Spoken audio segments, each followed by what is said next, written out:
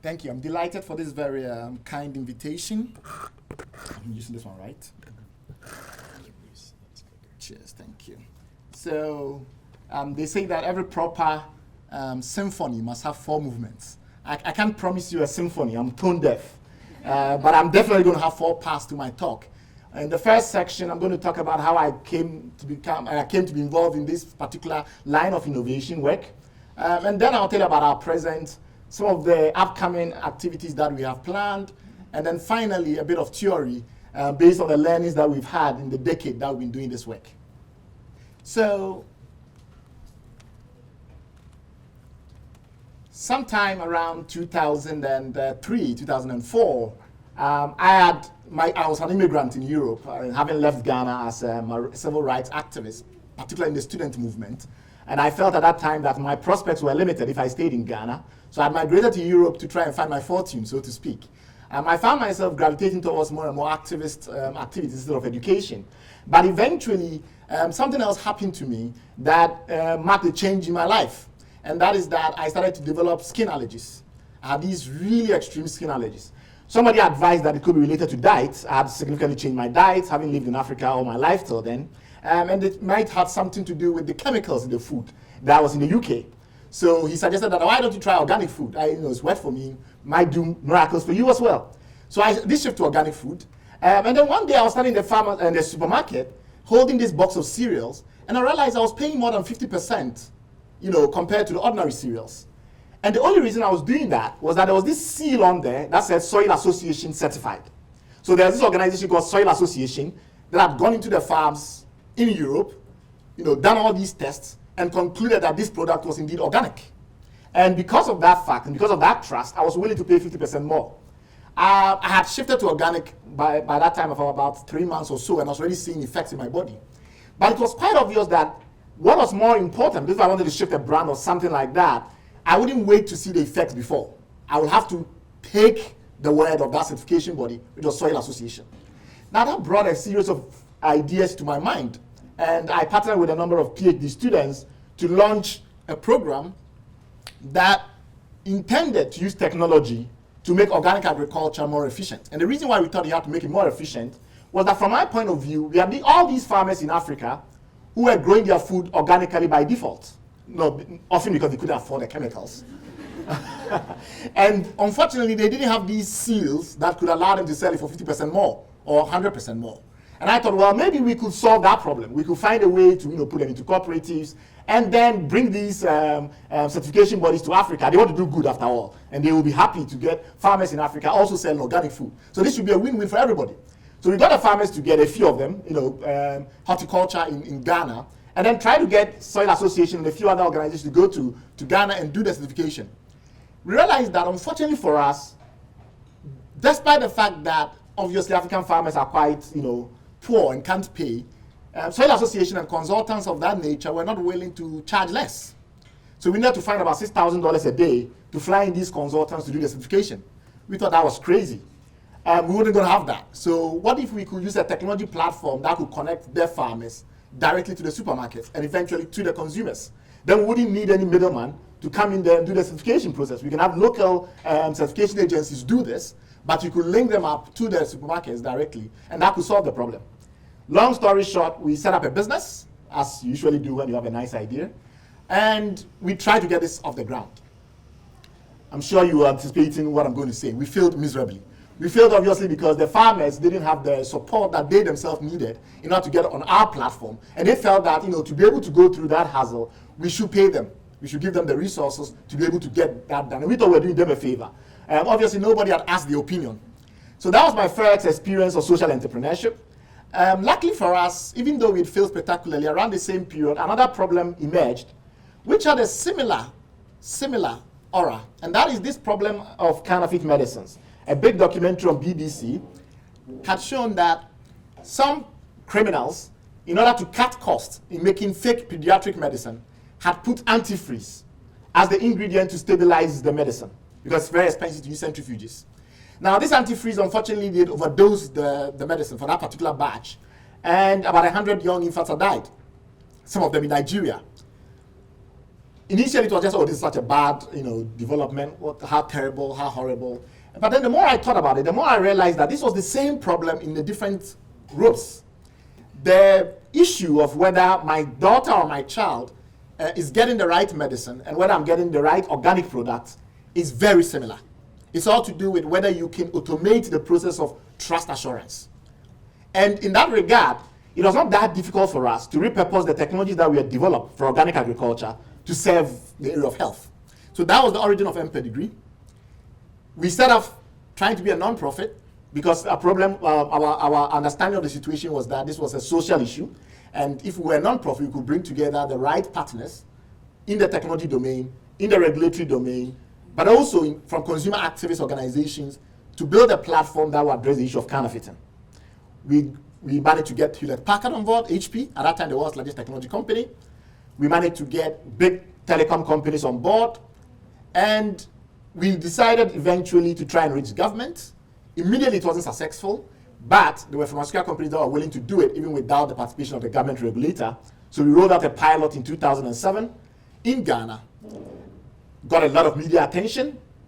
And I'm pleased to say we've never looked back, but a lot of things have changed. One of the things that changed very quickly was that we realized that as a non-profit, it was very difficult for us to build the kind of relationship that we wanted to build with the pharmaceutical industry because they wouldn't sign a contract directly with us. They wanted to sign a contract with HP. And HP was too expensive. And there were other problems, related to their concern around our role, our status as a non-profit and our ability to respond to our counterparty obligations. So they would just not do business with us as a non-profit in that regard. We set up a for-profit company. So now we had a hybrid model, which enabled us to call ourselves a social enterprise, which now has become a very good umbrella term for all types of hybrid organizations. And in my view, it's been a very powerful way of trying to resolve these ambiguities that have evolved with organizations that want to do good, but at the same time want to maintain a commercial presence because that's the only way they can do good. We continued to do this work for about a decade, and in that time, we won some recognition, but we'd never really been evaluated externally by any organization in depth. The first time that happened, it was actually last year, last 2 years in fact, by Gavi, which is the Global Alliance of Vaccines, because we'd come up with a solution which will eventually lead to a different business, and I'll mention that in a few slides. The next time we were evaluated externally was by an organization called SCOL, the SCOL Foundation, and we became a SCOL awardee, which obviously brought us to the attention of the development community. The comments that I will make regarding impact and evaluation, impact measurement, and the like will be partly based on the experiences that we went through in the process of being evaluated. But I think that there are other insights that will come to the fore. So let's first of all start with what we're trying to do on the ground. You're looking at two packs of medicines, anti-malarials. They both look entirely identical. The truth is that one of them is a complete fake. And by fake, I can mean three different things. In this case, what I mean is that it's a copy. It's a knockoff. Somebody's gone and imitated the brand of another producer. They've done everything, including make the packaging, and they're trying to pass it off as the original product. That is often what most people understand when you talk about counterfeit medicines. But there are different variants, and it's important to understand the different variants. One variant is where the producer sells the product under their own brand. They're not copying anybody else. They're not imitating anybody else. But what they advertise as offering is not what is really in the product, as in they are cutting corners. So this could be that the ingredients are not the right ingredients. This could be that the formulation is not the right formulation, etc. We have a third type of counterfeits, which involve registration and compliance with the regulation requirements in the particular market you want to sell it. So there are markets that have specific pharmacopoeia, specific requirements and compliance standards. And if you refuse to register, nobody knows if you're meeting those standards. And that will be a counterfeit as well. The last type of counterfeits that I want you to bear in mind as I continue to discuss this issue is counterfeits that are related to transportation or storage or other factors beyond production and manufacturing. So everything was well made, but because of how it was stored, because of how it was dispensed, because of how it was distributed, the quality has gone down. All of these require different types of interventions, even though they are interrelated. When we certify something as genuine in this model, and I'll describe the model in a bit more detail, we often try to say that all the different types of counterfeiting have been eliminated to the best of our ability. So in this case, we were saying that it is registered in the local market because you don't get a seal if it's not registered in the local market. That seal is a one-time password. So essentially, it's a unique code that we put on the box. And there's a 911 type number, so there's a trusted channel, so somebody cannot replicate a fake authorization mechanism because you need to get this 911 number from the telcos, and that will be exposing yourself. And this 911 number is toll-free. So essentially, you take the one-time password on the box, you send it to the toll-free number, and you get an assurance that the product is registered, so somebody knows about it in the local market. 2, that is the original, as it left the factory. And that since it left the factory, there have been no incidents along the way that have led to it being validated. And those could have been that somebody discovered that accidentally the batch, there was a problem with the ingredients used in the batch, and they recalled the products. You've seen all of these recall notices. I bet you 90% of those medicines don't get back to the shelves because people don't hear about them. This mechanism will allow you to recall the medicine because you send a message back to the person who authenticated it saying that, look, we are sorry we told you it was fine, but unfortunately it wasn't fine. Now, if you still have the medicine, take it back, but if you don't, please report here for some assistance. So that's an example of how post-manufacturing incidents can be resolved. And then lastly, this issue around quality due to transportation and storage, I will describe in another section. Why is this such a big problem, counterfeit medicines? It's a big problem, obviously, because the medicines don't do what they're advertised to do. So think of it, your child has a condition like epilepsy or a condition like asthma, and they are in crisis mode. And you have to inject something into their bloodstream or give them some oral pill, and it doesn't work. It's as crazy as that, it doesn't work.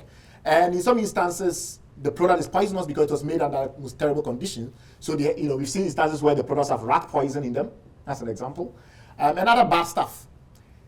45% thereabout of all the counterfeit detection incidents where we actually see the counterfeits, either through a tip-off or some other law enforcement action, 45% of those incidents happen in Africa. Now remember that Africa has 2% of the global pharmaceutical market. So it's bearing a burden almost 25 times more than the rest of the world. And when it comes to substandard, if we expand it to substandard medicines, there were times in Nigeria where laboratory investigations showed a failure rate of nearly 80% for some products, and 66% in Guinea. So this is a complete crisis, absolute crisis. No doubt about that whatsoever. Our model of addressing this problem, which I have described in brief, involved 1, connecting with the regulator. That's a very important element of this. So in Nigeria, the regulator is a participant in the process.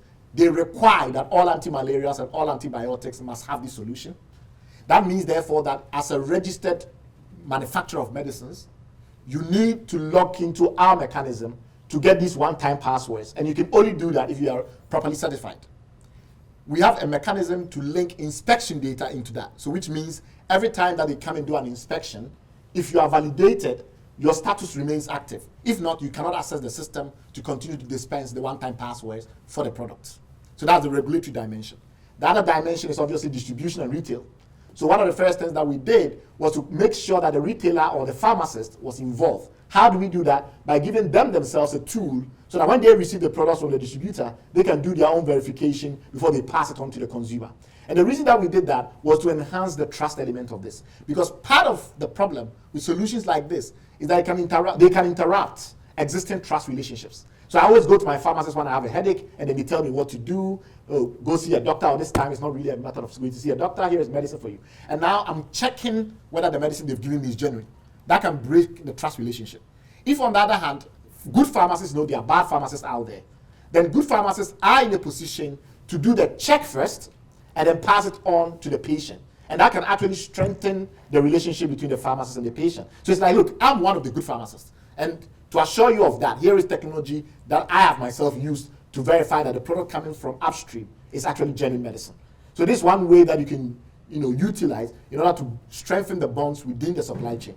Then we have upstream players, obviously the manufacturers and brand owners.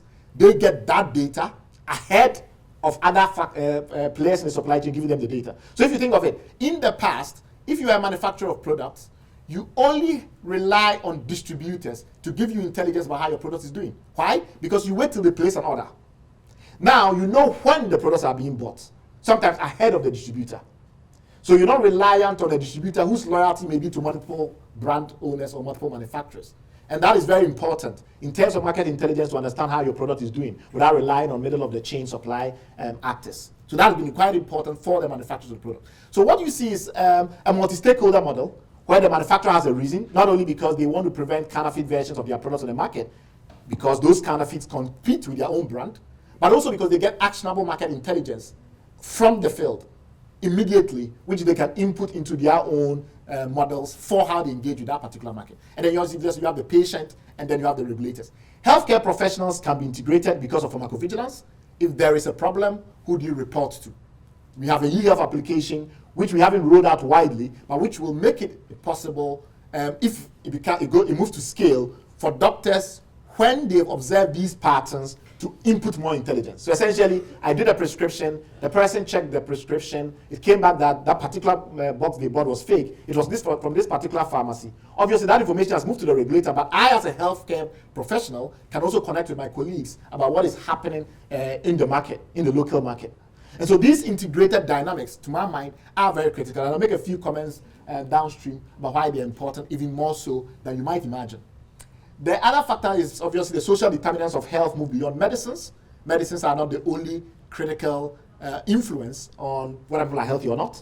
We know, for instance, that automotive components are hugely implicated in road accidents. And that road accidents are one of the biggest source of mortality in Africa. So in Ghana, it's ridiculous, the number of people who die from road accidents. Now, most people are not aware, but both aviation accidents, that is, plane crashes, and vehicle crashes, have a dimension where fake spare parts, like GS shaft or brake parts, have been proven to be a contributing factor, a major contributing factor to these accidents. So this is the reason why we do work in the area of automotive components. We also do work in the area of cosmetics. A lot of skin cancer problems and other dermatological problems arise because of fake cosmetics, as an example. So we've expanded the repertoire of our engagement, but somehow they are all interconnected because human health and well-being is an interconnected phenomenon. We've been quite successful in getting really big companies that sell into South Asia and Africa from using our solution. So some of those that you've heard of, like Hoffman La Roche, others like Sanofi Aventis, Abbott, all use our technology. And they use it not only in Africa, some of them apply this in South Asia like India, and also in North Africa. So we protect the most widely used cardiovascular medicines in Egypt, for instance. And therefore, in that respect, it's not surprising that when you look at the social impact dynamics, from a pure quantitative point of view, it's been quite significant. 1.5 billion units of pharmaceuticals. 100 million people have already used this solution in one way or the other, either upstream or downstream. And so far, we've managed to reach about 13 countries. Now, here is where I start to talk about this issue around evidence and impact. Two things. One is that the nature of the problem we are addressing is one of subterfuge. If somebody is a counterfeiter, they are a criminal. They work to conceal the effects of their work. Now, if they do that, then any intervention aimed at preventing the effects of their work will itself either have to have an element which is subterfuge and therefore cannot be disclosed, or it will not be effective. If I told you everything about my solution, it will not be effective against counterfeiters. So there has to be an element about my work that itself remains under subterfuge. That can have a huge impact on issues around measurement and evaluation. Partly because actually trying to find out how many counterfeits there are out there is philosophically impossible. If you knew which counterfeits were out there, you remove them from the market. So one, you cannot tell the full extent of the problem. Secondly, even when you have an effect, like in a pharmacovigilance situation, it's very difficult in that respect to always trace it to a particular incident, because often it's happening long after they've taken the medicine, or in some instance they don't remember that they took a medicine, or they don't report it in their interaction with the health worker. So this is one of the problems that using traditional ways of evaluation and impact measurement can prove very challenging. I believe that for these types of problems and increasingly a lot of other problems like them, we need to embed their measurement and the impact analysis into the solution itself. We have to find ways in which the technology itself provides a platform for measuring what is happening. Let me give you an example. when we decided to get pharmacists involved in telling the consumer that, look, I did my check, yes, and you also do your check, it was evident that compliance and adherence was higher because you can test that immediately. We know immediately what was happening with the checks. But secondly, we could also send survey questions, micro questionnaires to the beneficiaries and get responses immediately about how that made them feel. Now, some of those may not be fully compliant with the best qualitative research standards that people in this room will be familiar with. But my argument is that the good is not always the enemy. The better is not always the enemy of the good. So long as we can make qualitative improvements over time, it is possible that the data that we collect from systems like these are going to be very important in measuring impact going forward. Particularly also if we design them such that they are multi-stakeholder. So there's accountability and transparency built in. What does that mean? That might mean that a local university could be plugged into the system as an auditor. And they could receive data independent of the regulator and independent of the operators. And using that data, they can make continuous analysis of things going on in the field and not wait and do an evaluation afterwards. So these are interesting new trends, and I'll talk a bit more about them later. What is fascinating is that currently we've done a spin-off. We are solving a different problem, but it's in the same domain. And that particular problem, in a lot of ways, really highlights what I've discussed about embedded impact measurement and evaluation. Is this issue around the quality of vaccines and other biomedical products. So here, it's not really about fraud per se. It's about the fact that these are delicate biological organisms or other types of biological substances. And because they are delicate, often if you don't store them in the right temperature, typically believed to be 2 degrees and 8 degrees, they cumulatively degrade.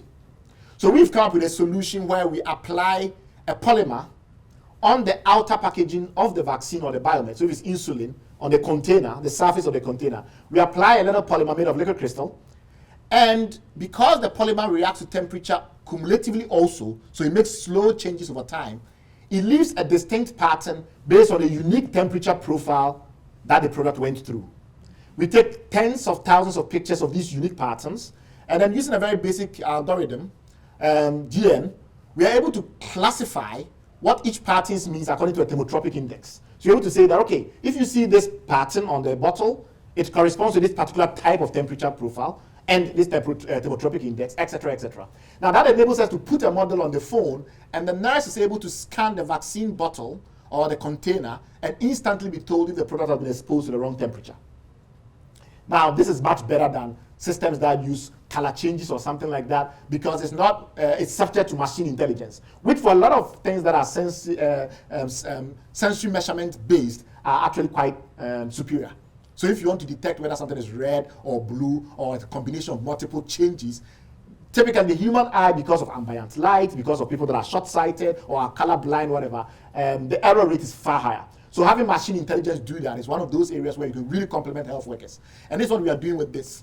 But two issues that arise. One is that, how do you know whether the current vaccines that are being administered to children are already degraded? How will you test that? Independent of the solution itself. You could, of course, run some studies separately, but my argument is that it's much more efficient if we're collecting this data and that data is already being inputted as part of the analysis in understanding what is going on in the field. Because as you do these scans, you get the data in the cloud, you can begin to build models to respond. Secondly, there is the issue of waste. We know that 1/3 of vaccines are thrown away because of degradation problems, or because when you open the pack and you use some of them, you can't use the rest, etc., etc. It's very difficult today to get accurate data on what this true extent is. We know this 1/3 figure, but we really don't know how much of those are really thrown away as opposed to still given to the patient and reported as not given to the patient. We have very little insight to this.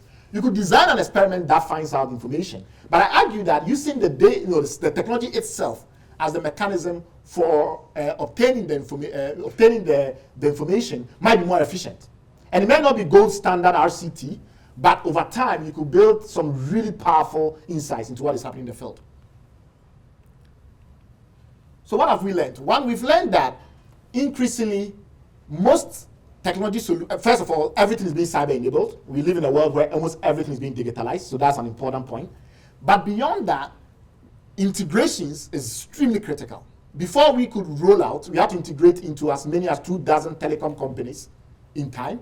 We had to integrate into security printers overseas because we had to print these things on the packaging. We had to integrate obviously into manufacturers and regulators, and that these multiple integrations are critical. They are so critical that I'll make the argument that though a lot of people are now focused on data and who governs it and its impact and the rest of it, and some people are also focused on algorithms, like artificial intelligence algorithms and how powerful these are going to be, the real determinant of the success of most technology platforms going forward will be integrations. How many data sources and how many algorithms, particularly heterogeneous data sources and heterogeneous algorithms, you can integrate into. I make the argument that that is going to be the predominant determinant of success in the deployment of technology platforms, particularly of the type that I've described here. So integrations is king. I also make the argument that whereas digitalization was the first mega trend, and then we've seen a trend towards platformization, we now live in a world of hyper-integration, where the integration into these heterogeneous systems are the most critical development so far. And some of the factors that are driving it include fraud. It's much more easy if there are gaps between integrations to exploit. Risk, because of the nature of the externalities that are emerging, that requires integration to handle these things. Performance improves. We saw the Google Royal Health Hospital debacle, where Google tried to use artificial intelligence to do retinal scan automation and discovered that unless they could be plugged into different silos, the system was not performing very well. So it's not just access to your own data, it's access to the history of the patient, as an example. If the patient has an abrasion in their eye, it has a huge impact on the final outcome than if you have no abrasion. And you're not going to tell that through the retinal scan in and of itself. You need to have that data separately before your retinal scan measurements can work. So integrating into heterogeneous sources is the determinant, in my view, because of all of these factors, including performance and coverage. I don't have time to go through the whole model, but I'll make the argument that, unfortunately, the cost of integrations are not insignificant. They are not trivial. One of the reasons we've not scaled as fast as we should is because of all of these integrations that we have to maintain. Each of them have contractual rigidities and what I call viscosity, which makes it very difficult to make changes because of all of these integrations. And I argue that integrations is the most granular of the different hierarchies that we can think of. So you can think of collaboration as the top, partnerships as next, connections and integrations. Integrations are deeper because they are subject to consensus constraints. If I want to change something, MTN has to agree. If I want to change something, Vodafone has to agree, etc., etc. Now, this has made it much more difficult to roll out innovations that are going to have real impact because of the cost of these integrations. I argue that notwithstanding, it's still the way forward. So one approach might be to think of this as an opportunity to create really hyper platforms where the integrations are already made and startups just plug into these integrations. As opposed to each startup going to MTN and Vodafone and the rest, you can have governments, donor agents and the rest work together to create these exoskeletons so that weak startups don't have to bother about doing their own integrations and plugging. And if we design them such that you have civil society participation and government participation, that impact evaluation and impact measurement can be built into the solutions or baked into the solutions from the bottom up. Thank you very much. Thank you so much. How many minutes we have? 5 minutes for questions for Brian. I see one in the back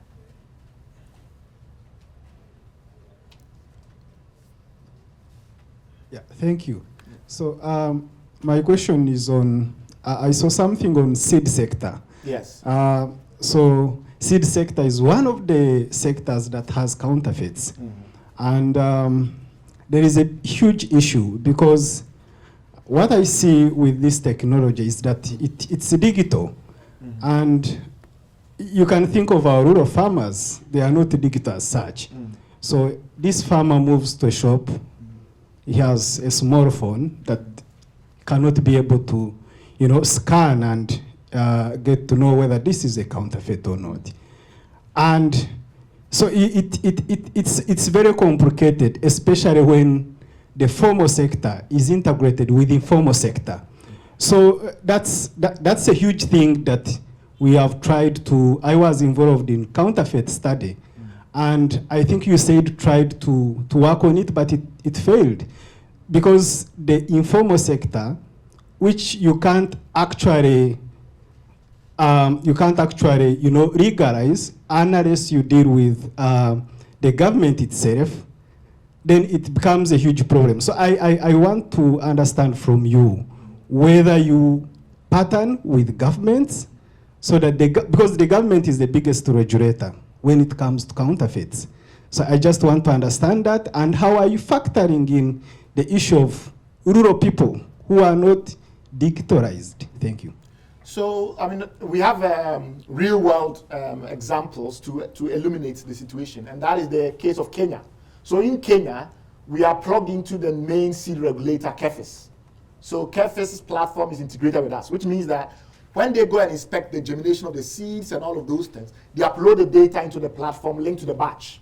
So we went to the farm or the nursery, we inspected this bed of sweet potatoes, and here are the results for today. And we came back, and all of that is linked to the same batch over time, until the time comes when the seed grower is packaging the seeds.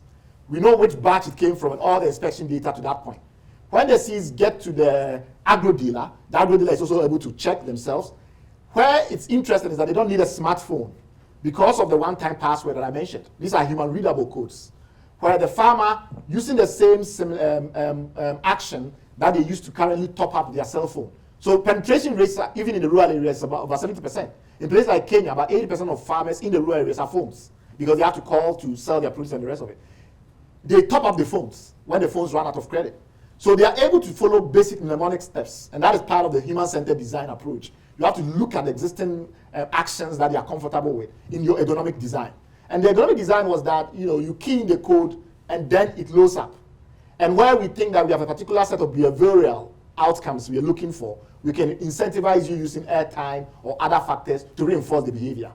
So in Kenya and in Tanzania, and increasingly because of our partnership with Commerce, we're going to do it across the 21 countries, farmers use codes that they can key in by SMS to a toll-free number, which we could not have set up without integration to the telecoms, and then they get a response back whether the seed is genuine or not. So it's not even hypothetical anymore. They're already doing it in Kenya. Every day I see tens of thousands of checks of seeds across the country, and now that Tanzania has joined and Zambia is coming on board, we should see it across more of Africa.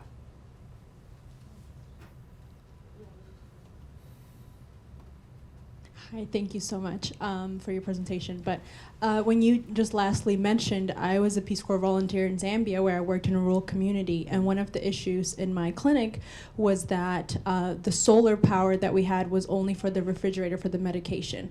And oftentimes it would not be functioning well, and those medications will not be effective.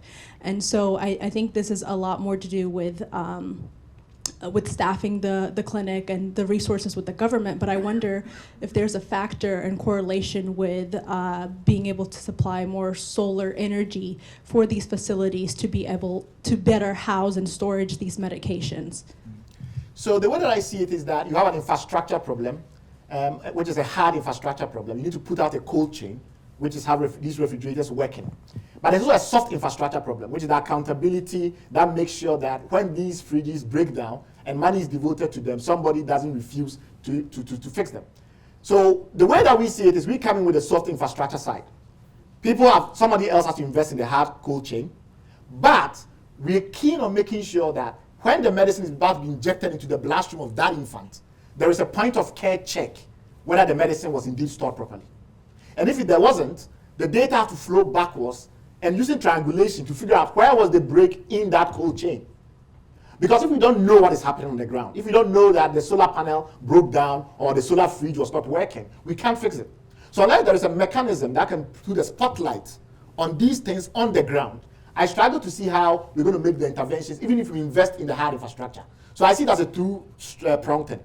We need a hard infrastructure, no doubt. We have to put in money to do the solar fridges. But we need a soft infrastructure overlaying that will make sure that we are monitoring if those fridges are working as they should, and if the medicines that are getting to the children, if it's vaccines, for instance, are of the right quality. We have time for one more. I know there was one more. Yeah, in the back